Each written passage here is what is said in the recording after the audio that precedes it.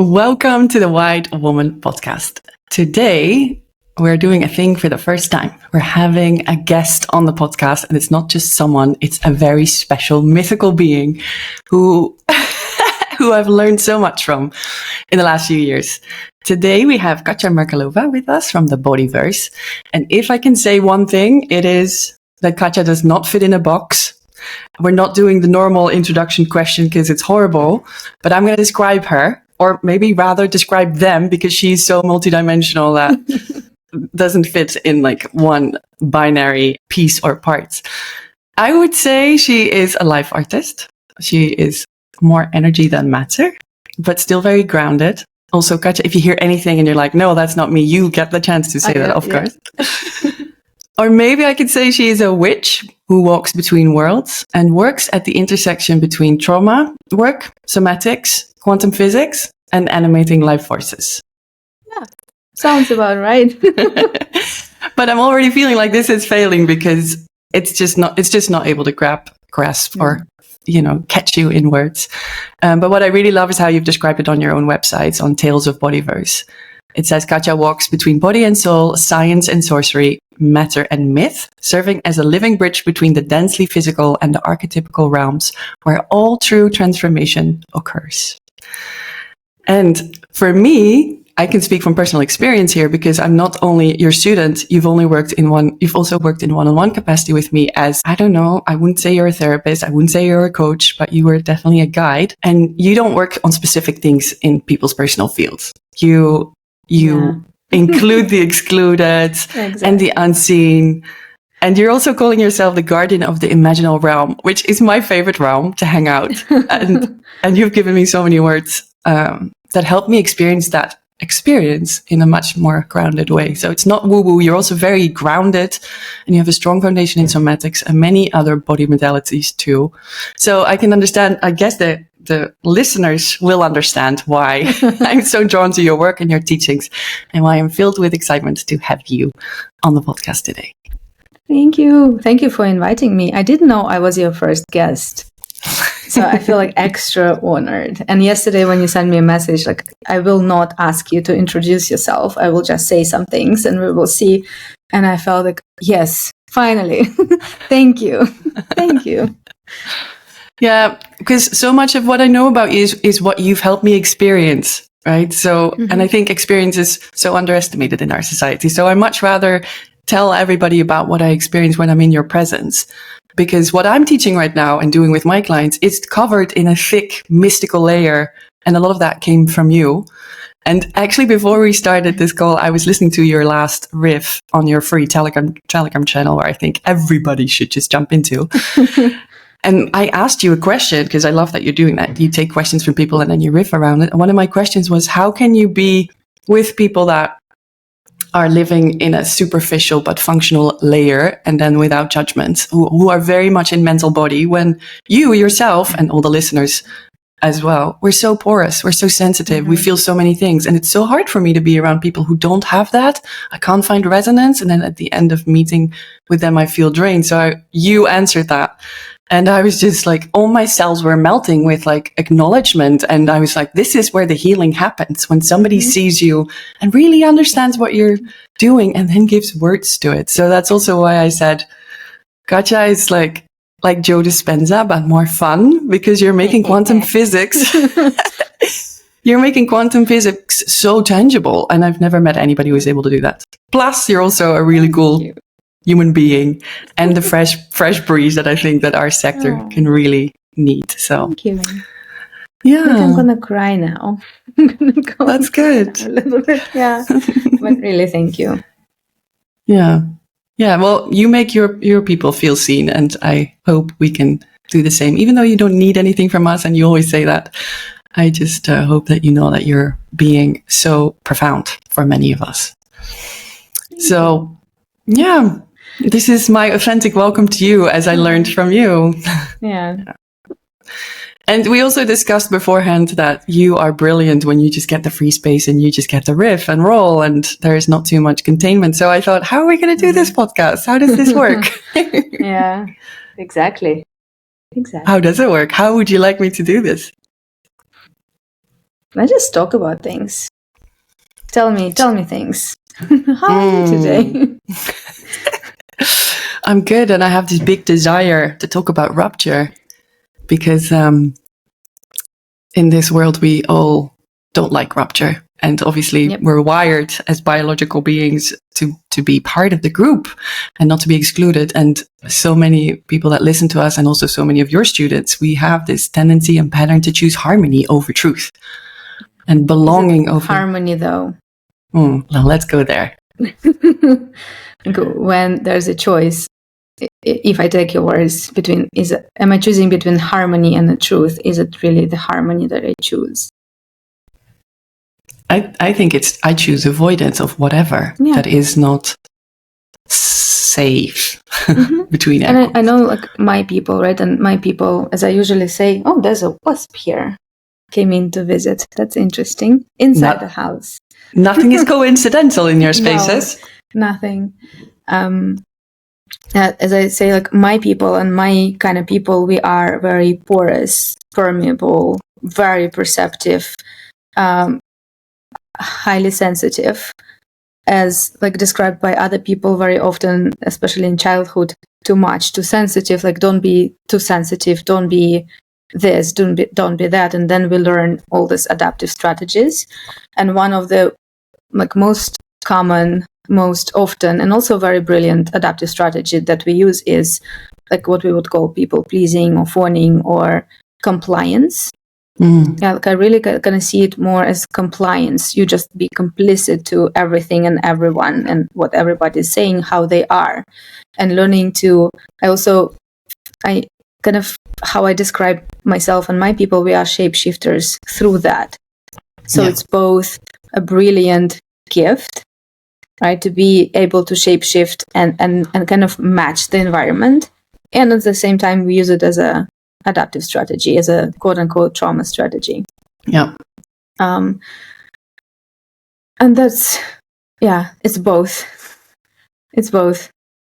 And something that I've been kind of pondering on quite a lot recently. I don't know what triggered it. It's usually how it goes with me. Like someone says something, I'm like, wait, there's a portal in it. Let me go there. And then I go and go on and go on and go on. Exactly like on this rupture and being in disagreement with someone and having like maybe completely like opposite opinions about things, and yet be in very intimate relationship still. And this is kind of I don't see it exists very often in our culture, even in healing spaces, maybe even especially in healing spaces, because I've experienced it quite a lot. It's like, it's non-judgmental and a safe space, and you're so welcome unless you disagree. And the moment you disagree, you are not welcome here. Yeah, you're excluded. But otherwise, it's very non-judgmental and all accepting and very safe. Have you had experiences like that yourself? Yeah. Yeah. Oh, I'm sorry. Yeah. Because my response to people being in like very un-trauma informed spaces where there was no awareness of what could potentially go wrong, like the eye gazing, right? I've been in spaces and people are like, sit next to, look at the person next to you and gaze in each other's eyes for 3 minutes. For my nervous system, is one of the most overwhelming things, and there's a big no in my body. But if there's nobody saying, oh, you don't have to do this, you can choose, there's choice, I've been in those spaces, and then I was like, whatever I'm going to do, whatever space I'll hold for women, I'm going to make sure it's so super trauma informed and safe. So I swang to the other side of the pendulum. And then I don't think you are referring to my spaces, because I think I come from a different lens or perspective. But how do you hold space where people can be themselves, even if they have so much trauma? Like, I don't know where the middle is, right? So yes, we don't want it to be completely like, oh, you can't say anything wrong because you might trigger someone, because it takes all the aliveness out of it. Yeah. But you also don't want it to be completely free where anything and everything is allowed. So I don't know where the middle is. Do you have? It's not a middle point, is a movement to me. Right? Like, I think we had a conversation at some point, maybe also with you, about the pendulum swing. Yeah. Right? This is a kind of universal movement of we do as human species. This is what we do. This is what we love doing, and this is what feels also most what we would call alive, but I would not call it that. I will explain in a minute. So, with this movement into one like side of the spectrum, right? For the longest time, there was no awareness of any type of like, what is nervous system? What does nervous system do? Why is it important? Like, why do we need to even consider this in nervous system? Why do we need to learn about the body in the first place, right? Yeah. Why do that? So complete, like, nothing is available. Then exactly what you said, from this side of the pendulum, suddenly everything and everyone is so trauma informed, like highly overly sensitized, I would even say, to everything. And like at this point, and I've seen this also so much, that like we are being so overly sensitized to everything that everything becomes a trauma response. Or like, oh, you don't like this tea? Is a trauma response. And I was like, what? Like, you disagree with someone or you make a joke now? Humor is a trauma response. Oh, yeah. I've seen also, like on social media, which is like a whole other beast of social media world and being trauma informed, that having like long funnels is a trauma response. Oh my having God. Like long sales pages or something like explaining, I don't know, like having long sales pages is a trauma response, all this kind of stuff. So everything is a trauma response. And then to the point that's like actually being human, like incarnating in a human body is a trauma response. Like, what are we doing even? Yeah. And to me, the movement back into how can I be like very, very human, with all the messy human bits and parts, with all the sweat and poop and stuff, you know, and likes and dislikes. There are things I just don't like in life, right? The people that I don't like. Like, when am I allowed to say this? Or am I? Or do I need to be like all understanding? I love everybody and everybody is one. No, there's are people that I actually don't like as much. No? That's not a trauma response. No, right? And then it's like I have my likes and dislikes, preferences. There are things that I like. This is how I live my life. This is like my constitution and constitution of my body and the brain. Like, how much of this is a trauma response, and what is even trauma? Because if we go like way back into the indigenous cultures, and I'm specifically talking about my ancestry and traditions, like they didn't have a word for trauma even. Yeah, there's difficulty. Yes, human species is a very interesting species because we have a highly developed brain that is able to perceive so much, and also access to like, this consciousness, and a mammal animal body that is wired for survival. Yeah. And there's like a double bind of this big expansion and like being able to perceive dimensions within dimensions within dimensions inside of a human mammal body that is like wired for hiding, for smallness, for like, don't see me, don't perceive me, I'm gonna be here so nobody can harm me. Yeah. And constriction. Exactly. Yeah. All at the same time. 24/7. Yeah. Yeah. So, which is a challenge in itself. Like, how do you relate if you have access? Do you believe everybody has access to all the other realms? Yeah. Yeah, I think so too. Yeah. So I also believe this is how we come to life. Like when we are born as babies, and the whole theory about the fontanelle being open, and we're still so much more connected to the forces that we can't see, to the unseen. But then we have to function in 3D, and it's really, really difficult to stay connected to all the other realms, while you also just have to be here and do your maths exercises when you're in 2nd grade and show up in a certain way to fit in the system. And so we learn at a very young age to, I think, let go of those abilities. But what you do is you're very grounded in yours. And because your field is so resonant and so wide and you can go to all the different realms, just by being in your field, you open the portals for us because of the resonance, right? Exactly. Simple. Osmosis, you know. Yeah. Yeah. I don't know what you were saying before that. You were going somewhere. Oh, yeah, but trauma-informed spaces and how all the aliveness is sucked out of it. Yeah, so to me, like, and you asked about the middle, like, what is the middle ground? To me, there is no point of them, like, it's not a state of, like, this is how those are the rules that I follow, and I know then that I'm in the middle ground. But to me, it is a movement, and also depends on very much who is in the field, who is in the space, in the room with you, literally, right? Yeah. And something that I say all the time, and this is like one of the foundational principles that I hold for everybody who joins any of my spaces, is I treat everybody who joins anything that I do as an adult, period. I do not work with children, literally and figuratively speaking. Yeah. Like, of course, everybody has shit. We are human. I have my own shit.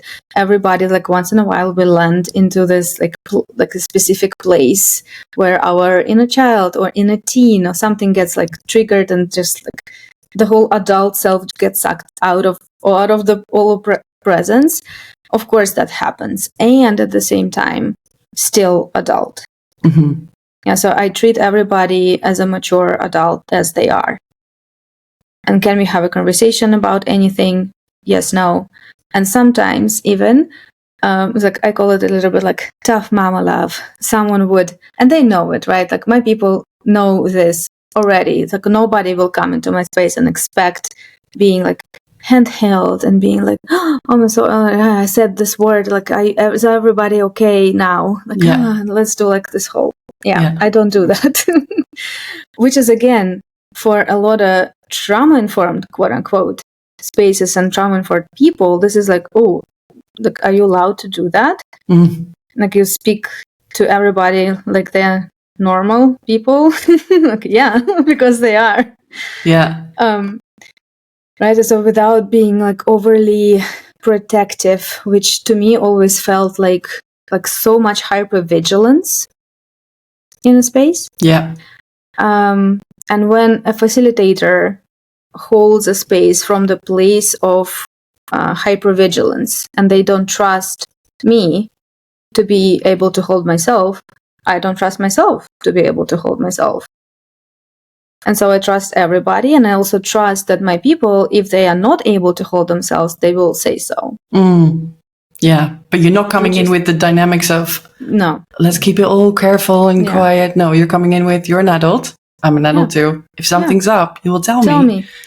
And this we is do. Literally like one rule. Exactly. This is literally one rule I have for everything. Tell me. Yeah. How did you learn to be okay with rupture and dissonance in, like, relationship with people? Maybe not just with clients, but in general. Well, am I okay though? It's like, I still don't like it. Right? Because it's, like, one of the most uncomfortable things, especially if you're talking, like, close people, close friends and family and partners. Is, like, one of the most uncomfortable things. And to me, like, it feels sometimes like, okay, I'm just gonna die here. I'm just gonna throw up, die. And okay, yeah, and what's next? And to me,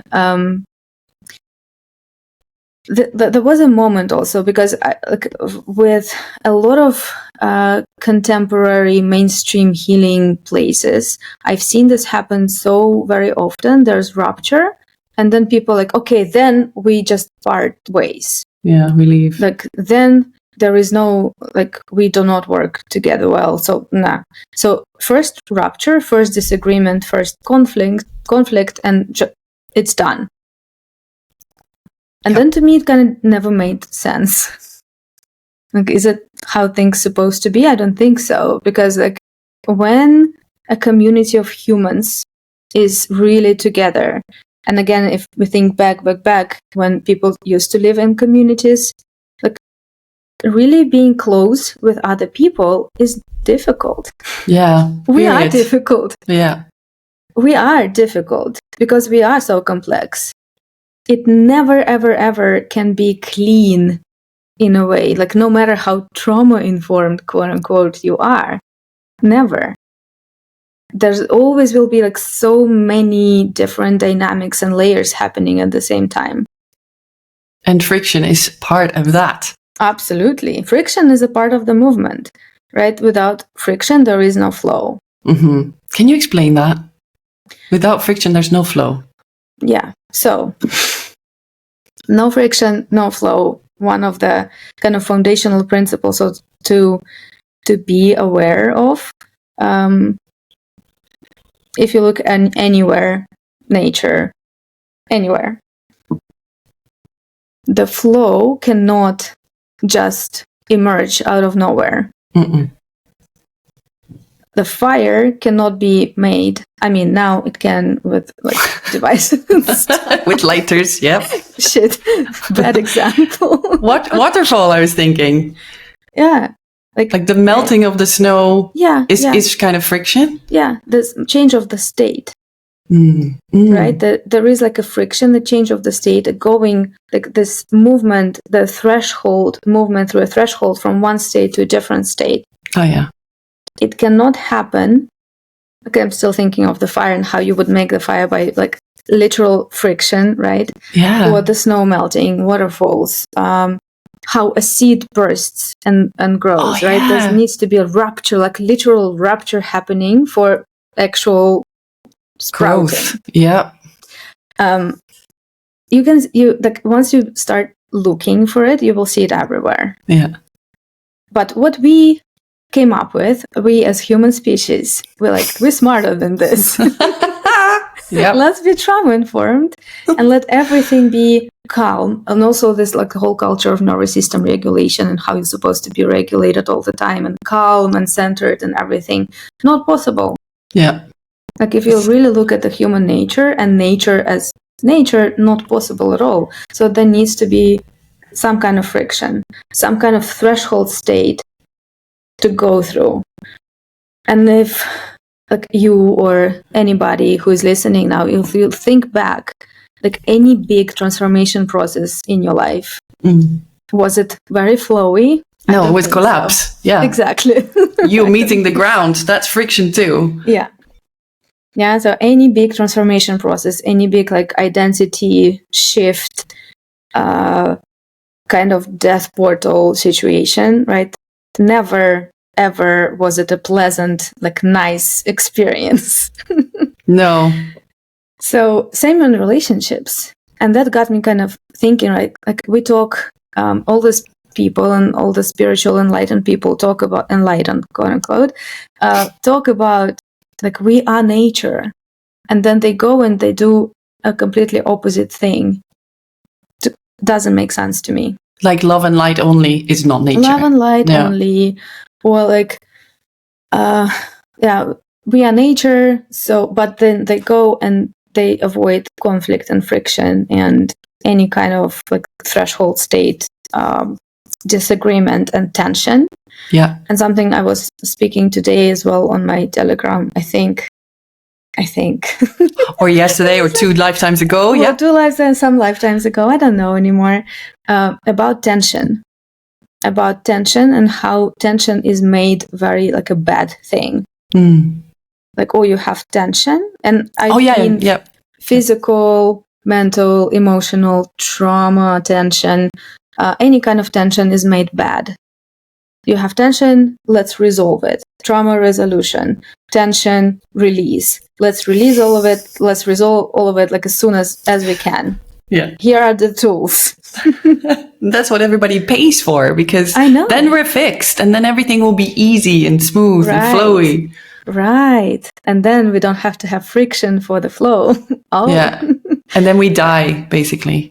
Yeah. Because there's no renewal of life energy either. Yeah. Yeah. Wow. And then, right, when we are really able to be in relationship with attention. Oh, yeah. Also kind of keeping the question in mind of the rupture in relationships. Yeah. That's tension. Yeah, the bypassing of tension with like all love and light or whatever it is, not gonna work. Being super trauma informed, not gonna work, because again, human species very complex, including all the physiology that is happening and the big consciousness that is happening at the same time. But being in relationship, like really in the midst of tension, in this rich and juicy relationship with the tension itself, and the both states that are on the sides of the tension at the same time, without the need or this attachment to resolve something or release something. Like all this language is it just does not work, because it's removed from nature and human nature and nature. It's just completely removed from the context. And what we do is we as embodies, right, we bring the context back.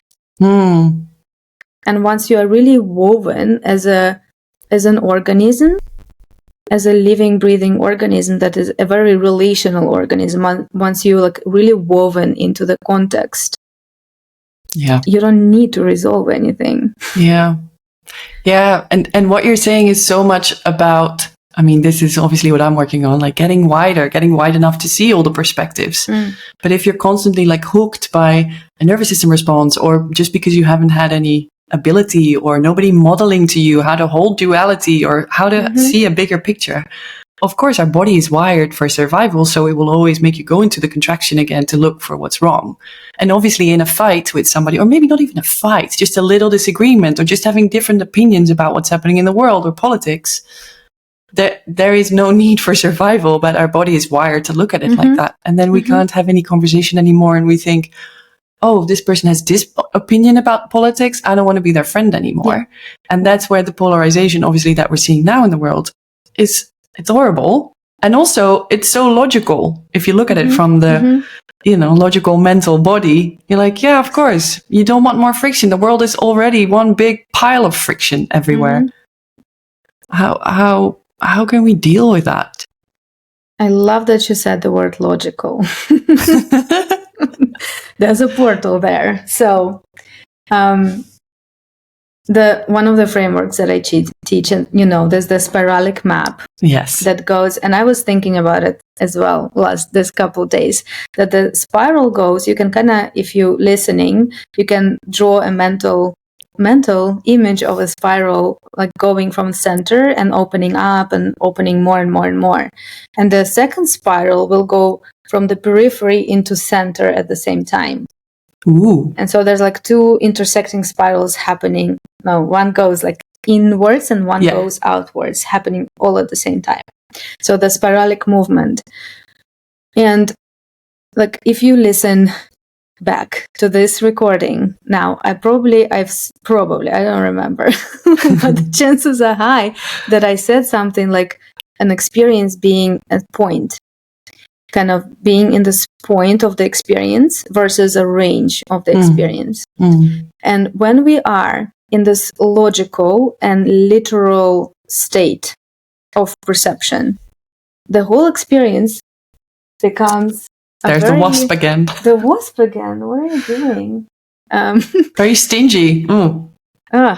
I'm for those who know me personally, I am like my people call me like a Snow White, but for creepy crawlies.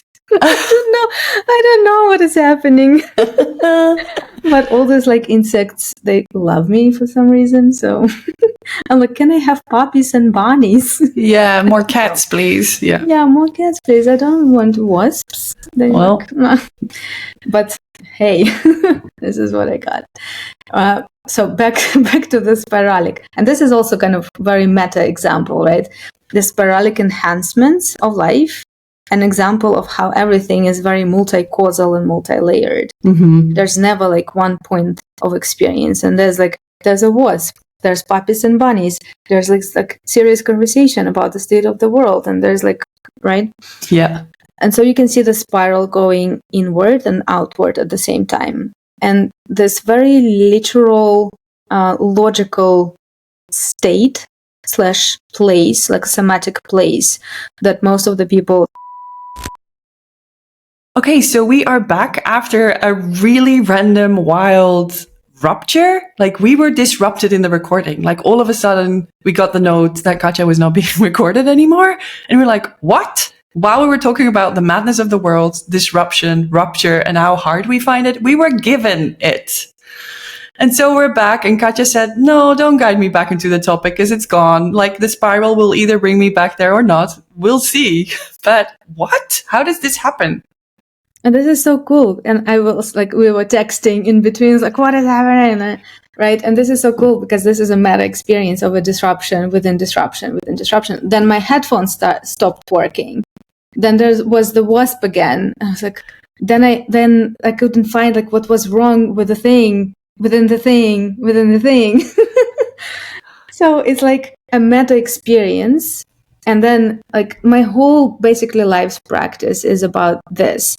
Like there's so much disruption going on in life, right? From yes, personal to collective to familial to like everywhere. And what you were saying also at some point, if I remember correctly, like there's so much friction already going on in life.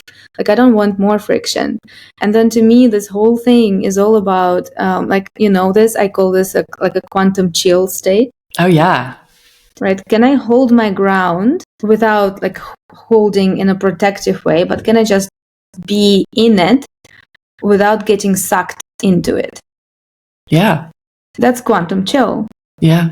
I was like, nah, like, no, we don't have to go back and remember what was going on and catch the same wave, although it's not going to be the same because the momentum is already gone, and then we will try and it's not going to work like we want it to work, and there will be more friction and more like, you know, like, let's not do that.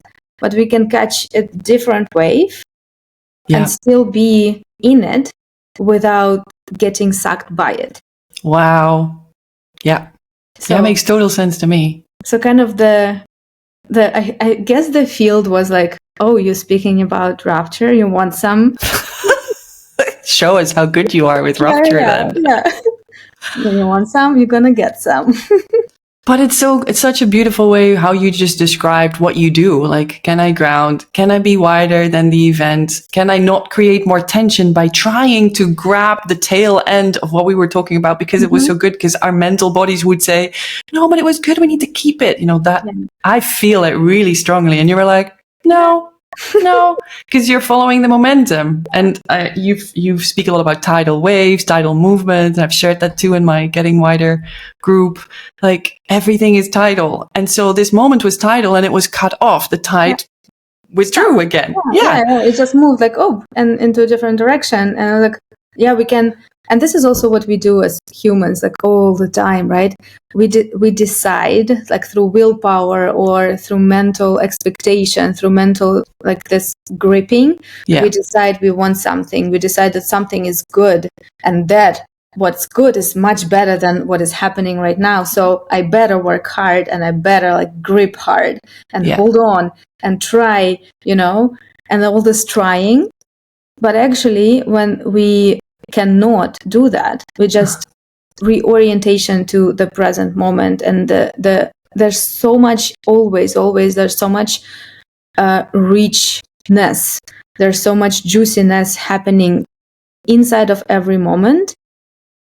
And it's also so fractal because we can go like in it. And what I said, like there's disruption within disruption within disruption, but there's also breath within breath within breath within breath. There's so much life within life within life within life within life.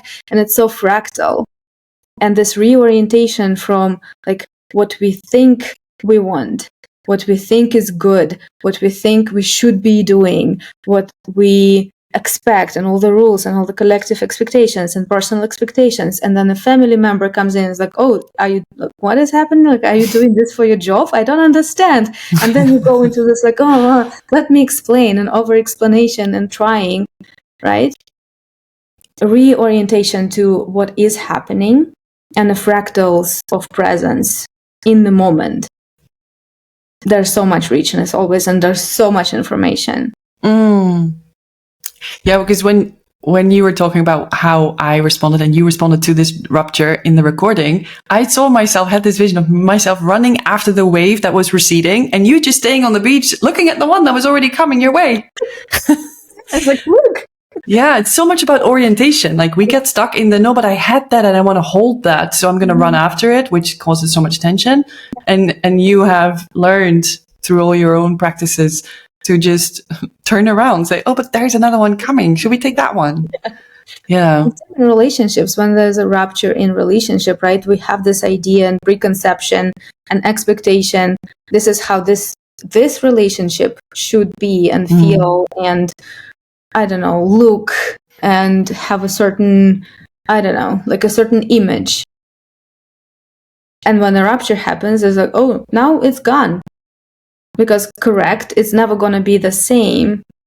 But at the same time, when we reorient from this point, there's so much deepening possible. And I've had like several relationships with people who are close to me. There's rupture, some were actual like big stuff, and I was scared because I really love this person and I want to lose them. And like, what is going to happen? I have no idea. And then going in fully with like maturity, right? Maturity is like number one. And being open for a conversation. And I call those conversations impossible conversations. You know, when you feel like everything in you is just crumbling and you're like, oh, I cannot say the words, but also you have to. Yeah. You must. Yeah. This is the only way. And having these impossible conversations and like risking the whole relationship basically, but really being in reciprocal exchange in relationship through that, instead of being like, this is my point of view, this is your point of view, like no, and separation. Yeah. And if you cannot agree with me, I guess it's over. Yeah, it's over now. It's like very childish, very teenager-like behavior. And very we've black all and been white. there, all done that. I've been there, I've done that so many times. Yeah. And especially, again, for people, like for my people, we have a very strong tendency to flight as a default nervous system response. Yeah. Guess what it does? We're like, oh, uncomfortable, bye now. Yeah. We escape. Yeah. Like, no, see ya, never. I don't have to do this, right? But really being like really in relationship through the tension. Because what happens if we have a disruption or a disagreement or whatever it is in a relationship with somebody and we have that relational field with that person? What happens to the relational field when one of us escapes? Let's say it's me, I escape. What happens to the field? Depends. Like, do you escape like forever and ever?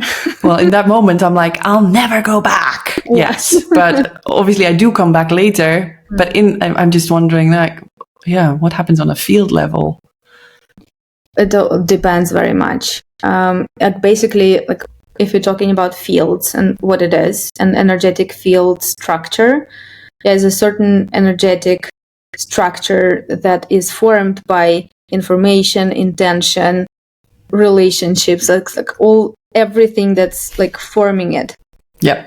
And if you have when you have a relational field with another person and it's like your two people relationship, like what is going to happen when one of the ingredients is leaving the field? Yeah. Right? There's a disruption. There's like the flow of the field is getting disrupted. Yeah. Like, can we repair? Absolutely, yes. Are we all able to? No.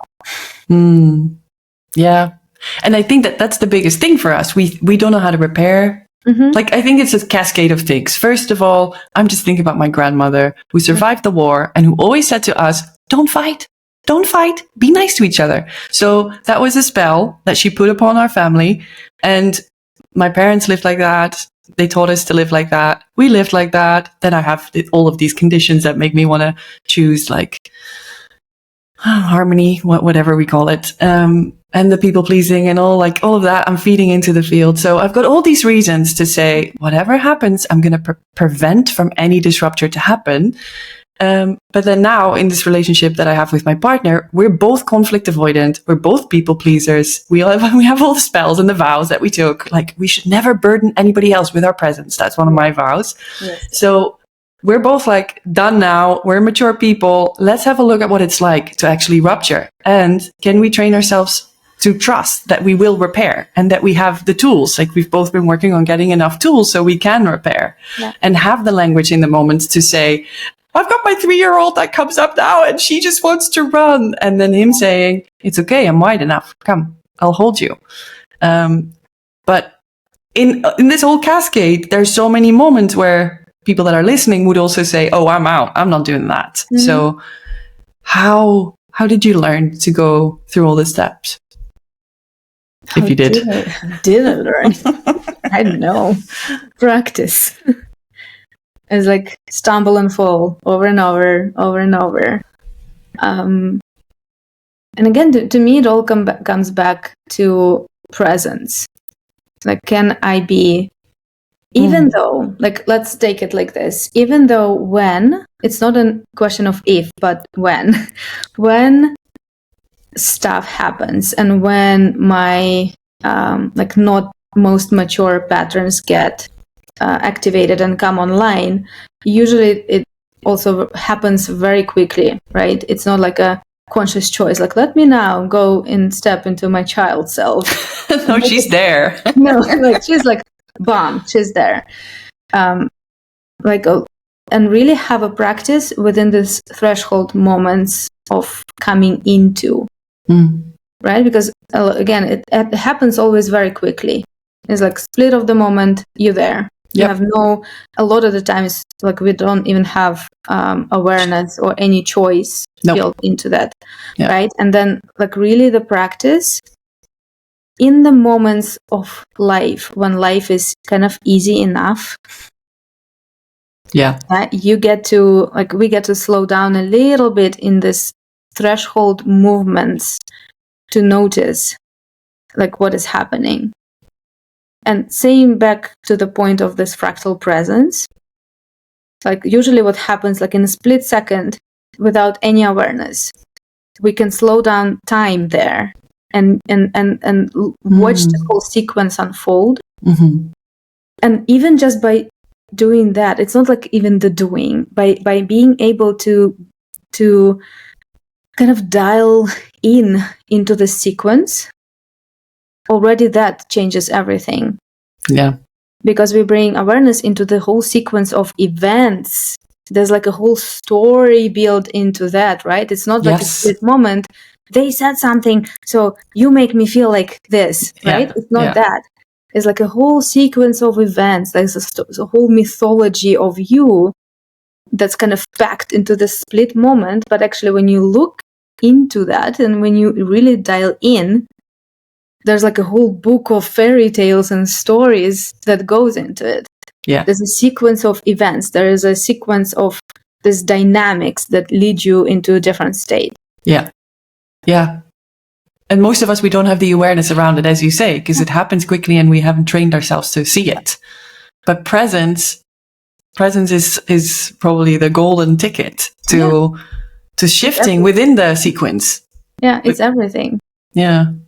The most the most foundational difficult thing ever is being present with what's happening inside or around.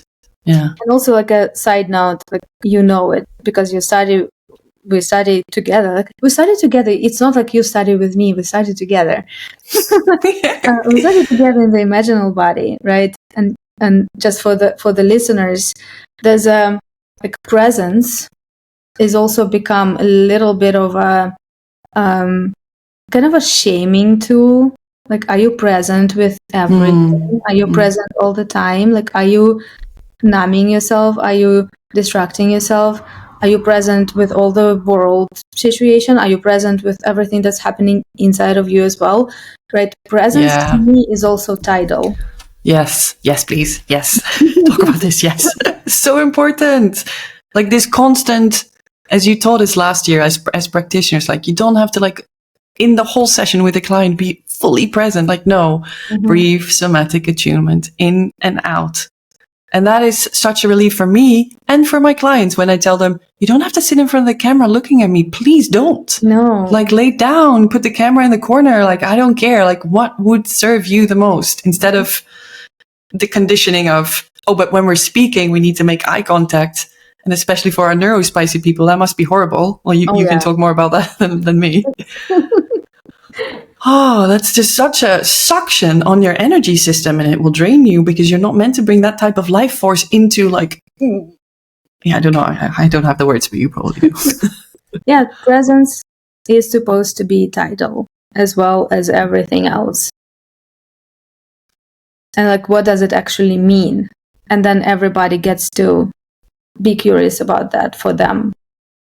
What does it mean for me to be present with my partner? What does it mean for me to be present with my work, with the whole world situation? And it probably will be very different type, different speed, different distance, different everything, different quality of presence, right?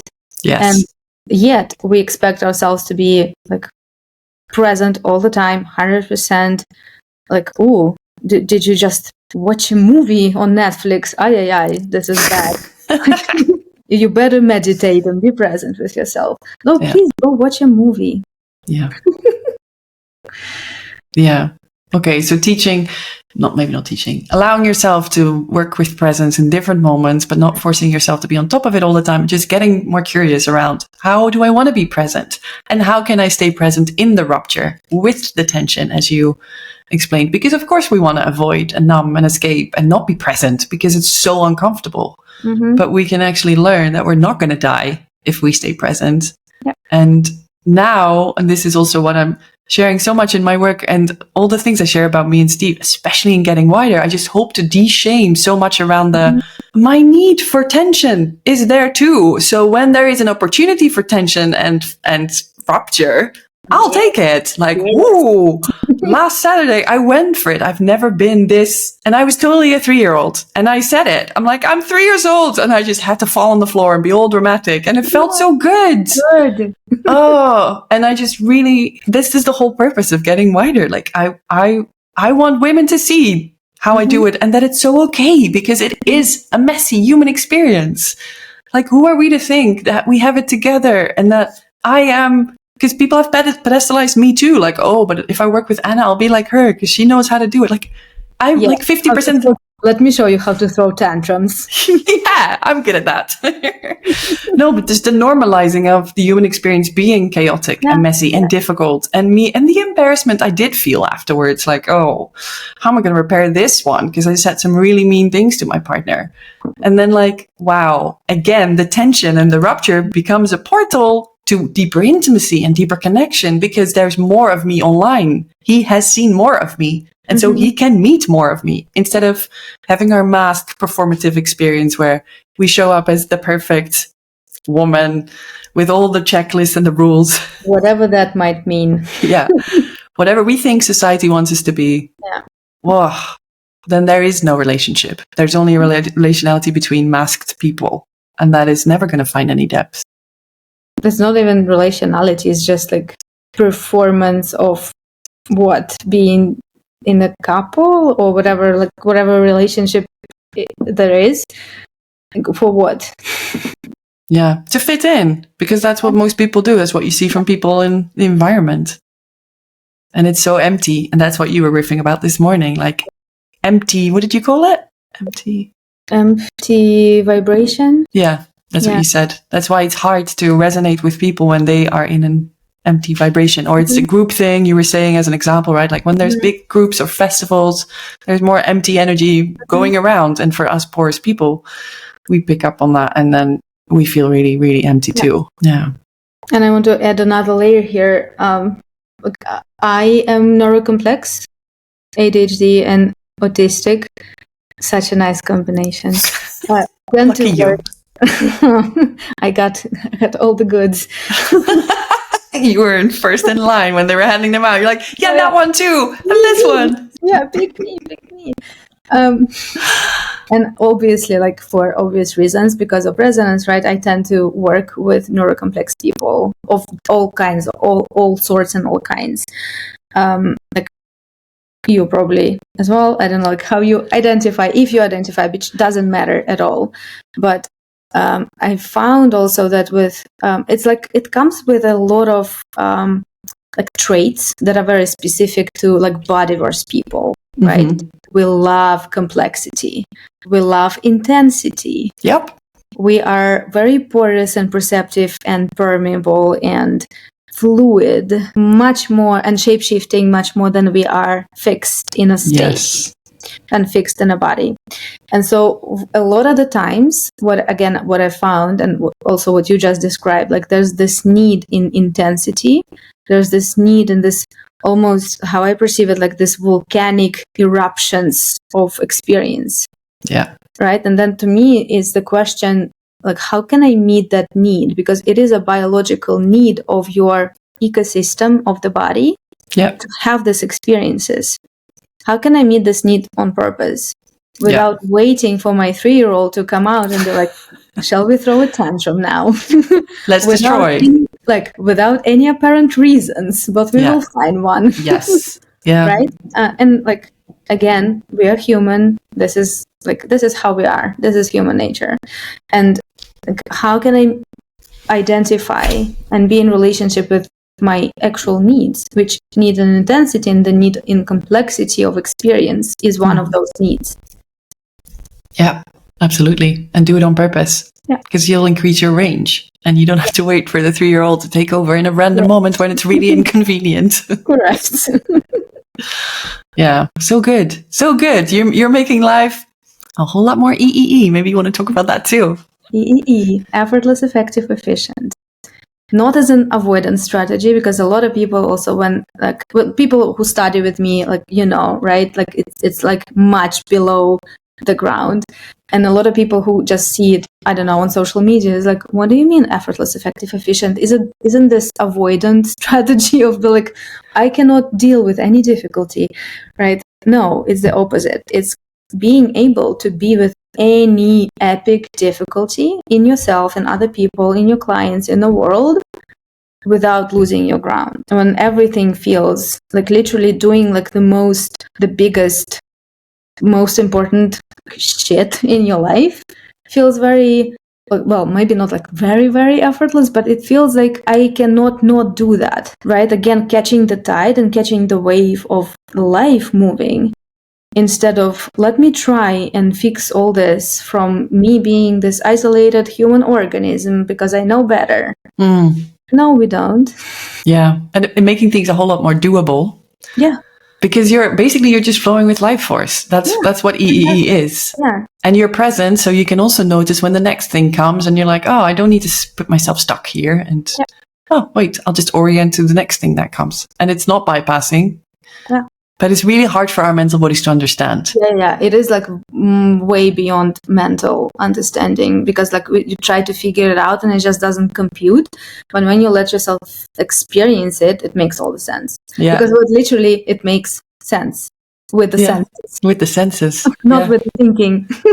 Yeah. And that's why your school, the liminal body, is so powerful. Oh, imaginal, sorry. So cool. But can I say a thing about it? It's so cool because imaginal body, the word imaginal is not imaginary. The word imaginal comes from the imaginal realm, right? Yeah. And the coolest thing ever is that a lot of people now forget the name. Yes. Misname it. Have no idea what the name is in the first place. Is like, but your school, like people, students who are in it. Like me, I just did it wrong too. And I'm like, wait, but I've been calling it this for weeks now. And I didn't realize. That's exactly the thing. Because the imaginal body is the interface. Imaginal realm is the interface realm. Yes. Between the seen and unseen, physical and spirit, and all the fields, right? It's the threshold in between. Yeah. Is like the confluence of the worlds. Yeah. And every student in a school as well, you connect to the thing that you need. Oh, yeah. Through the imaginal body. Yeah. And so there's a lot of forgetting, there's a lot of misnaming, which is not misnaming, but it's your naming. Yeah. It's exactly, again, to me, it's like a such a cool thing because I get to watch this unfold and be this like meta experience for everybody. Yeah. So And, what? Sorry. Yeah. I was going to say, what does it mean that I keep calling it the liminal body? That for you, the imaginal is more the connection to the liminal. Mm-hmm. So your imaginal body is the liminal body. Yeah. Which is to me is, I don't know, like I find it so extremely cool. Oh, it's such a good name if it does this. Yeah. Like only just the naming of the school is already like a spell that opens up an experience thing for you. Like, and you keep calling it liminal body, and for you it does something. Yeah. Yeah. So I'm crying now because you made this. Oh my gosh. Yeah. Oh, I hope people are watching so they can see you cry. It's beautiful.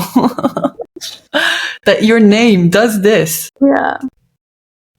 And that's why you are a portal. And that's why you are the imaginal body for us. Yeah. But that was my experience, and like it took me quite a long while, right? It was several names for the school first. Yes. Yeah. And then it took me a while to land on this. But once I said it, like first time, there's a wasp again. Please go. No. Once I said it out loud, and then I said it again and again and again, I was like, whoa. Like that is also, like I felt so much recognition for my experience. Like this body is imaginal body. My body is imaginal body. Yes, you're the bridge. The body of the school is imaginal body. That is exactly the doorway for every body who's in it to something that they need. Yeah. So I really do not care if you misname it. Again, this is not a misnaming, it's just a naming. It shows us where we are and what we need. I love it so much. This is so cool. Okay. Yeah. Amazing.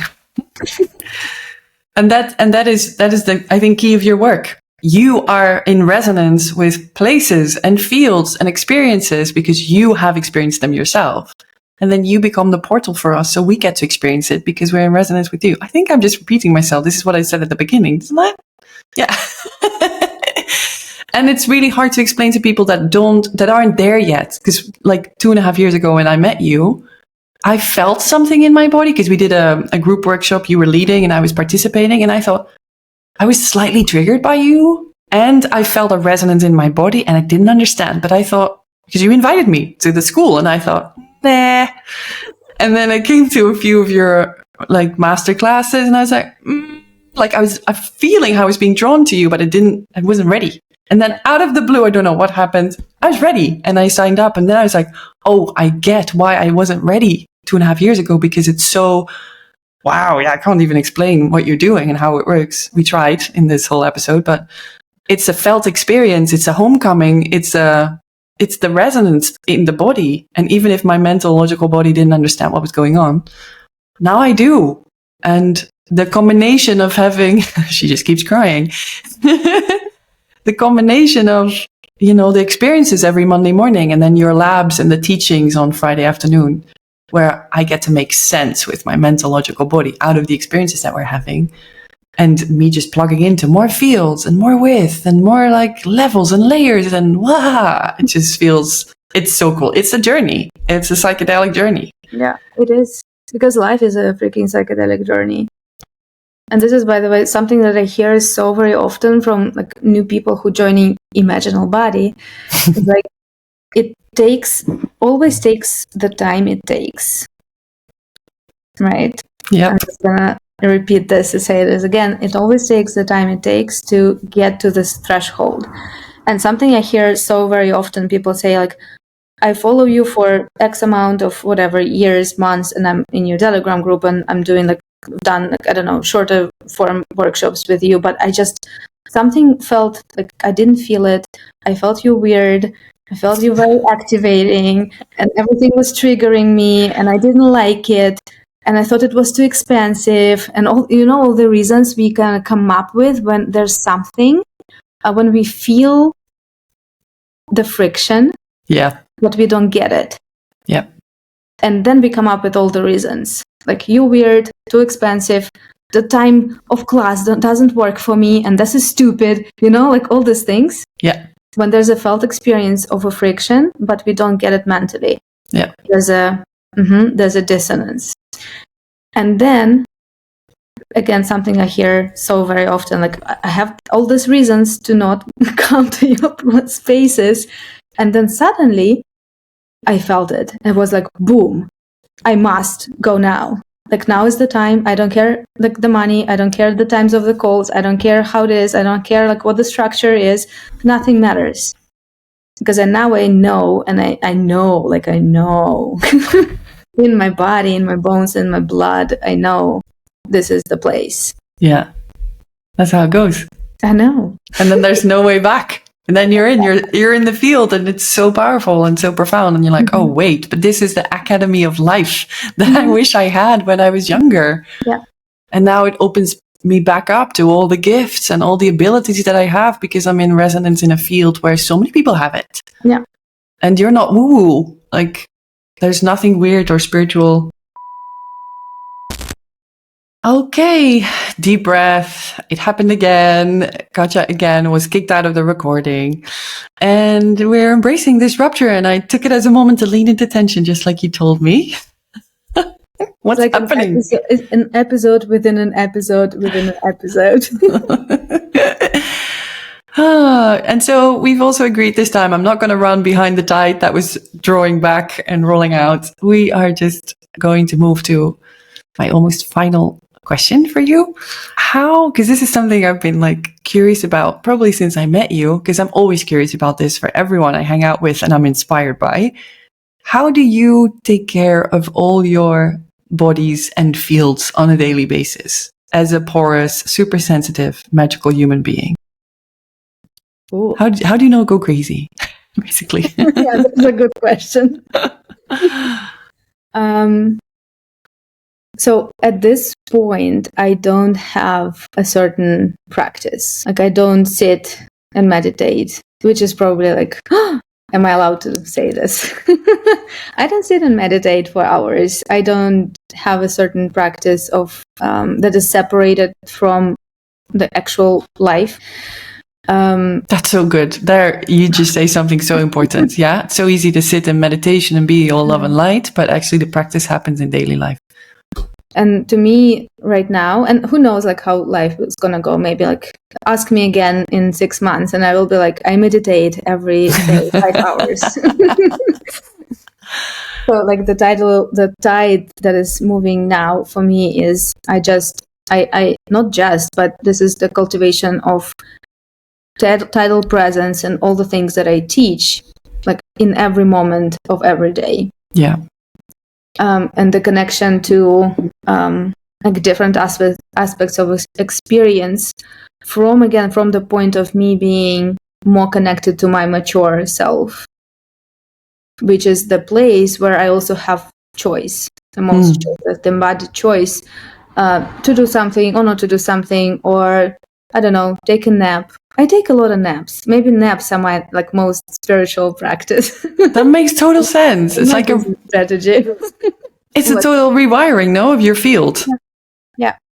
I take quite a lot of naps, but I was like, what's your average per day? Well, 1, but yeah, sometimes 2, rarely 2, but more like 1. Sometimes I don't. Some days I don't take a nap. Do you drink coffee? Yeah, I like coffee. But it doesn't have to, like, I've experimented. It doesn't have to do anything with like dips of energy, and I take naps at different times of the day, depending also. It's like a whole cosmic soup happening at the same time. Yeah. So yeah, to me, it's not about like boundaries or protecting my energy or cutting cords or like all these practices that always felt to me like more separating, but rather really weaving and connecting more and weaving this body, this imaginal body, back into the context of everyday life. That's how. Yeah. Yeah, your practice is being present and taking naps. Yes. And sitting with the geese in the morning. Correct. At sunrise. I think that's a big one too. This is how those of the listeners and viewers, they will find out as soon as they join your free Telegram experience, because that's how she comes in every morning at like 6 a.m. There's a new riff and she's like, I'm sitting here with my animals, all the friends. Oh, and now the geese are all looking at me. And what's happening? What's up with these horses here? It's just so sweet. It's so cool, yes. Yeah. Yeah, but to me, it's like all of this is about deepening relationality with life, with my people, with my work. It's all about context. Yeah. Instead of removing yourself from it, trying to like regain strength by just isolating yourself. No, you're staying and broadening. Energy, like all this, I just can't. And if you're not watching this episode, I just rolled my eyes hard. She did. And eye rolling is another good practice I do, which is like healthy judgment and discernment. So I roll my eyes a lot. This is also so valuable. Like, we're allowed to discern and disagree. It's part of the rupture story. Like, you don't have to sit there and agree with everything when you actually don't. Correct. You can roll your eyes. Please do. Go and try. And see how the environment responds to that. Good one. Okay. So I guess we're going to taper, and I'm immediately thinking of, is it called the 5-step sequence? When we're talking about 5-point sequence. Yes. Yeah. So what's our favorite part of engaging in real life? It's not beginning. It's not ending. It's the middle, and we're over the middle, unfortunately. So I want to really thank you again. I know that my next 6-month group program is going to be so different because of everything I've learned from you since I ran the last Say Yes to Your Mess. And now it's going to have this thick sauce of somatic wizardry meets quantum physics, because I have the words now to explain concepts so much better. And so I can't even tell you how excited I am for the cosmic mystery that is going to open up for the women that step into my field. And for those who are listening and want to know more about you, I will make sure to have your links in the show notes. Your school is opening for admission again end of this year. Is there anything you'd like to say about that? No, just come. You'll feel when the timing is right. You'll be like, no, yes. Yeah. And the Telegram group is just a really good it's a good taster. First course before you join the main. Yeah. And so for those of you listening and watching, you can find more about Katja on talesofbodyverse.com. And she's also Tales of Bodyverse on Instagram. And if you want to know more about me, follow and like the podcast. Meet me on Instagram, The Wide Woman. And come join Getting Wider, where I bring so much of Katja's work into the field, and where I've also created the field in the way that Katja has taught me, with all the right principles and right conditions, so that women can just step in and through osmosis get what they need. From my creation, my field, my resonance, my vibing. Do also comment on the podcast and let us know what resonated and landed for you, because we love to know. And thank you, Katja, for joining and for being bodalicious and walking through and with the fire for us. Thank you so much for having me. I love this conversation within conversation. Thank you so much.